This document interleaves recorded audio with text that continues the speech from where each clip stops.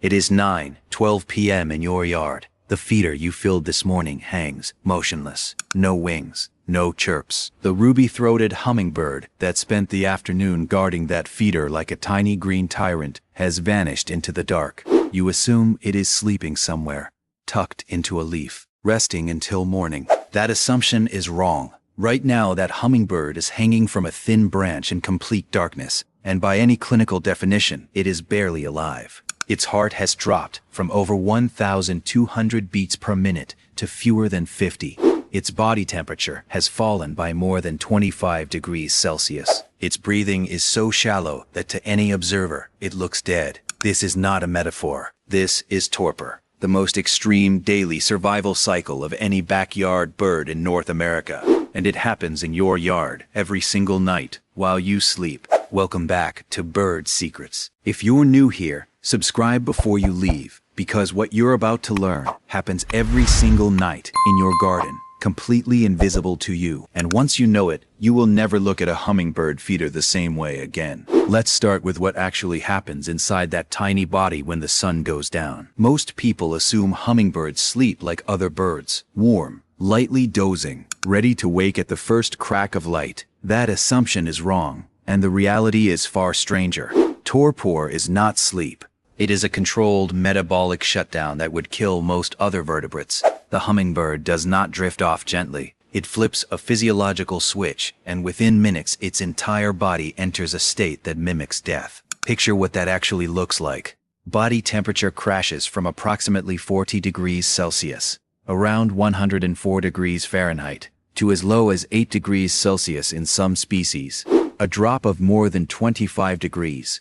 A mammal experiencing that would be in a hospital. In critical condition, metabolic rate falls by 80 to 95% compared to normal resting state. The hummingbird's energy use collapses to almost nothing. Heart rate drops from over 1,000 beats per minute to below 50. At that rate, the heart is barely ticking, the slowest pulse of any warm-blooded creature that is still considered alive. Breathing slows so dramatically that the bird appears completely still, no chest movement, no visible sign of life. A torpid hummingbird looks, to any observer, exactly like a bird that has already died. Robert Lozeski at UCLA documented this in 1964.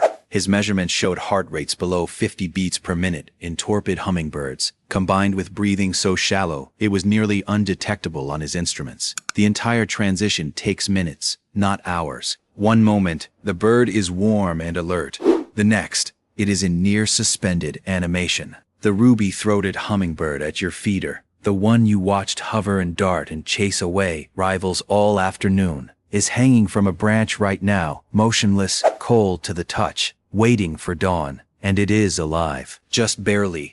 Biologists are careful with their words when they describe torpor. They will tell you the bird is not dead, but they will also tell you that the state it enters each night brings it closer to that line than almost any other vertebrate on Earth crosses and survive. Here is what makes that real. A hummingbird in deep torpor can be picked up, examined, held in your palm, and it will not move. It is cold. Its eyes are closed. It does not respond to touch. Volunteers in wildlife rehabilitation centers report this regularly. They collect what appears to be a dead hummingbird in the morning, carry it inside, and watch it wake up and fly away from their hand. This is not exaggeration. It is a documented pattern. But the reason it sometimes ends differently, the reason some of those birds do not wake up, comes down to a margin so thin it is almost impossible to believe.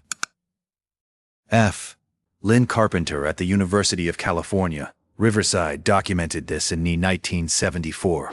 His research showed that torpor is not a safe, automatic process with a guaranteed exit. It is a gamble. Every single night, the hummingbird bets its life that conditions will stay within a range it can survive. Here is what that gamble looks like in practice. Rewarming from torpor requires a massive burst of metabolic heat. The bird shivers on a cellular level, generating warmth from within. That process burns energy the very energy the birds saved by entering torpor. If the night was too cold, the bird's reserves may have been consumed faster than expected. If it misjudged its fuel going in, it may not have enough left to rewarm. The difference between a hummingbird that flies away from your hand and one that doesn't can be a single degree of ambient temperature. A few drops of nectar, nothing more. The Anna's hummingbird, which overwinters as far north as coastal British Columbia, faces this gamble on some of the coldest nights any North American hummingbird endures. On a January night in the Pacific Northwest, a torpid Anna's may hang from a branch with frost forming on nearby leaves, body temperature just a few degrees above freezing, trusting that its internal pilot light will not go out. That bird is in a yard like yours, and tonight, something like that is happening in yours too. So why does a bird take this risk every night? Why not just sleep like a sparrow and wake up in the morning? The answer is one of the most elegant and brutal pieces of math in all of animal biology. Gram for gram, a hummingbird burns fuel faster than almost any other vertebrate on the planet. Raul Suarez at the University of California, Santa Barbara, documented the scale of this in 1992. During active flight, a hummingbird consumes oxygen at rates that would be lethal for almost any other animal. Its size, its muscles operate at the physiological limit of what organic tissue can do. Think about what that means at the feeder. The bird you watch hover is not just drinking nectar. It is refueling under emergency conditions, continuously, across every hour of daylight. A hummingbird visits several hundred flowers a day. It feeds multiple times per hour. Every sip is fuel. Every gap between sips is a deficit. Now consider the night. A hummingbird cannot feed in the dark. It cannot see flowers. Your feeder is 6 feet away and completely useless to it. For 10, 12, sometimes 14 hours, no food is coming in. William Calder at the University of Arizona showed that without torpor, overnight energy expenditure would be lethal for many hummingbirds during cool nights or long migration stopovers. The math does not work any other way. If the bird slept like a robin, warm, lightly dozing, metabolism running normally, it would burn through every calorie it stored by roughly 2 o'clock in the morning. It would not make it to dawn. Not on a cool night. Not even on many warm ones. Torpor is not an option. It is the only reason hummingbirds can exist at the latitudes where you find them. The rufous hummingbird migrates from Mexico to Alaska and back every year. One of the longest migrations of any bird relative to its body size.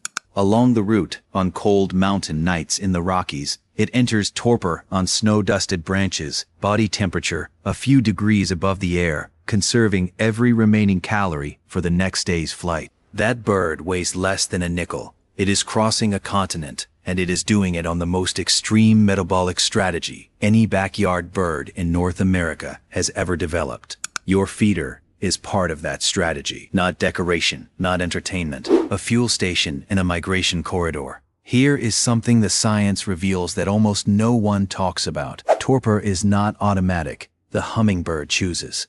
Not consciously, the way you choose what to have for breakfast, but physiologically, the way your body chooses to shiver when you're cold. It is a decision made by biology, recalculated every single evening. On a warm night with abundant food, the hummingbird may stay fully awake, normal body temperature, light sleep, no torpor at all. On a cold night, or when its fat reserves are low, torpor becomes the only viable option. The calculation tips, and the bird shuts down.